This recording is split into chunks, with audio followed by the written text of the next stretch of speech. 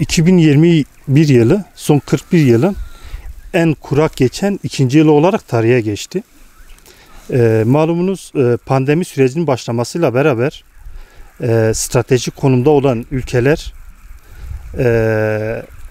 gıda ihracatında kısıtlamaya ve gıda stoğuna gittiler. Bunun üzerine kuraklık da binince gıda fiyatlarında artışlar yaşandı. Çiftçilerimiz sonbahar, güzlük ekimlerinin ardından bir türlü yağmayan yağışlar nedeniyle korku ve tedirginlik yaşadı. Fakat 2022 yılının Ocak ayının ikinci yarısından itibaren yoğun yağan kar yağışıyla beraber günlük hayatımız olumsuz etkilense de çiftçilerimizi sevindirmiştir.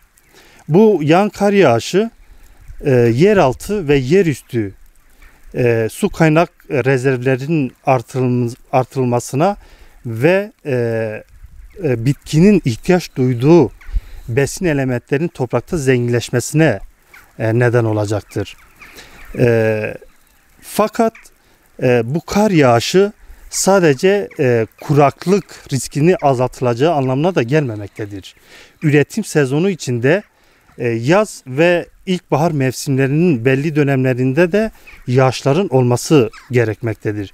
Bunun yanı sıra tedbirlerin de artırılması gerekmektedir. Bu tedbirler Ar-Ge çalışmaları, adaptasyon, kuraklığa dayanıklı tohum çeşitlerinin kullanılması, dere ve nehir yatakların ıslah edilmesi, baraj, gölet, sulama kanallarının artırılması, çiftçi eğitim ve yayım çalışmalarının artırılması, tarım alanlarının korunması, en önemlisi de çiftçilerimizin modern basınçlı sulama sistemlerine geçmesi ve iklim değişikliği projelerinin de artırılması gerekmektedir.